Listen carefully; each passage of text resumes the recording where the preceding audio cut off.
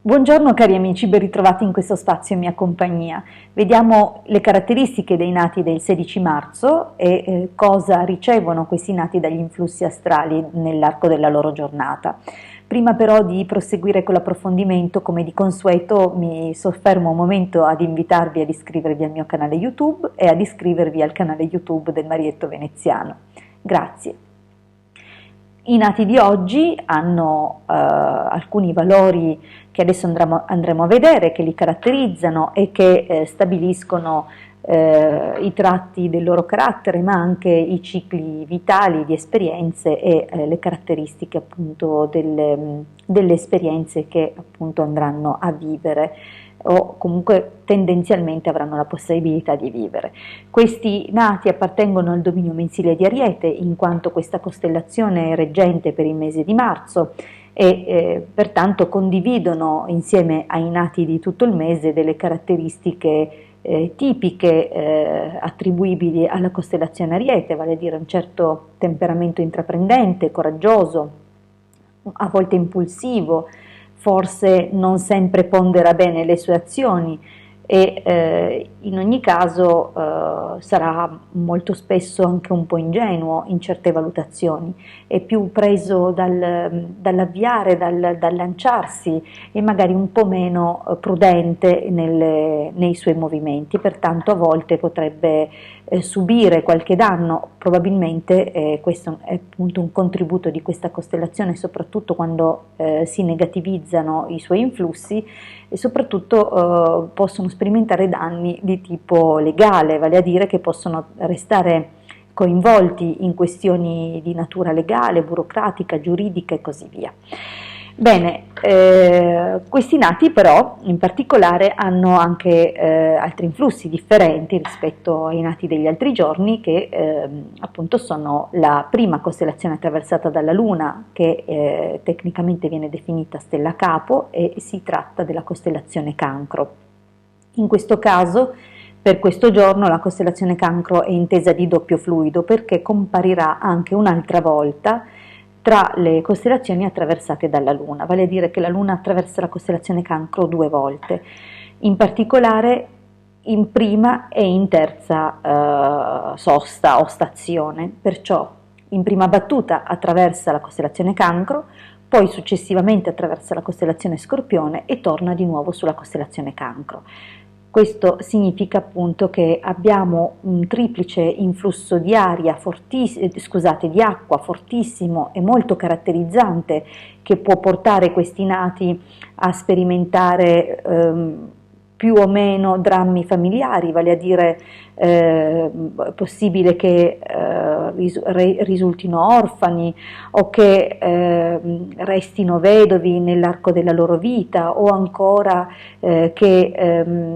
vengano allontanati dal nucleo familiare o ancora che non conoscano i genitori o ancora comunque tutte queste dinamiche connesse alle disarmonie collegate al ramo genealogico e alla parentela, soprattutto quella stretta e intima.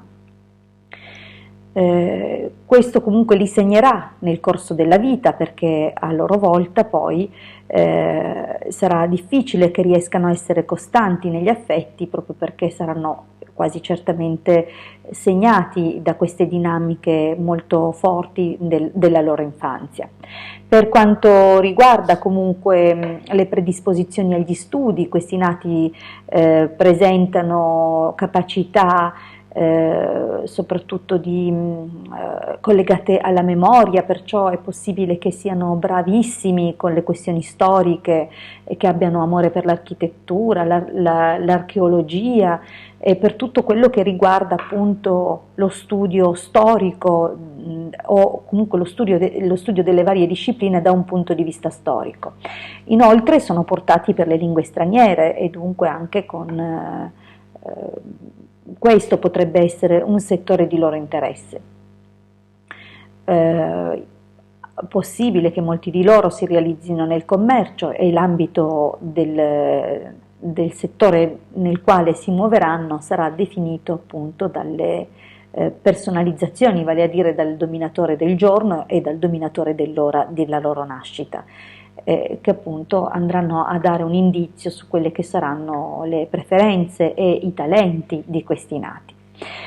Dal punto di vista delle esperienze dobbiamo segnalare che ci sono alcune età particolari. Il fatto stesso comunque che la costellazione Scorpione sia in seconda posizione li indizia a subire comunque interventi, tagli chirurgici,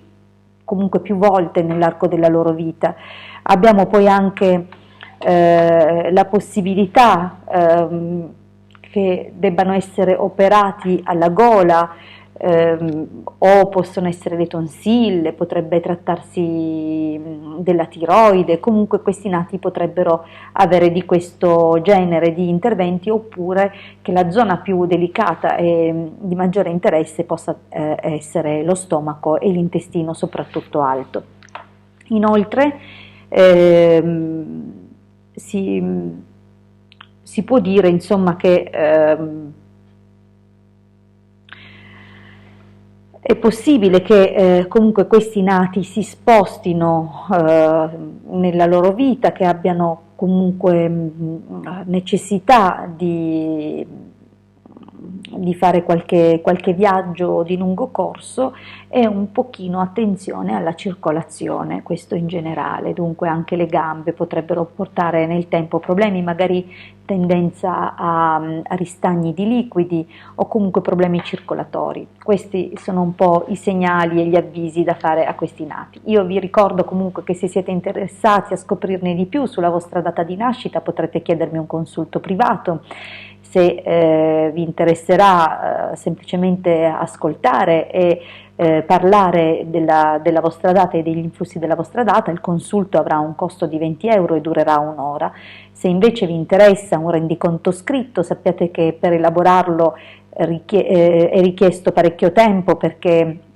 consegno uno studio parecchio approfondito con i cicli, le età e moltissime altre valutazioni, e in genere il testo che si riceve si aggira intorno alle 20 pagine abbondanti, pertanto immaginerete anche che il costo di conseguenza cambia rispetto al consulto telefonico. Grazie comunque per avermi ascoltato fino a qui, e vi ricordo che se ancora non l'avete fatto potete iscrivervi al mio canale YouTube e al canale YouTube del Marietto Veneziano. Noi ci troviamo qui domani, sempre alla stessa ora, con i nati del 17 marzo. A presto!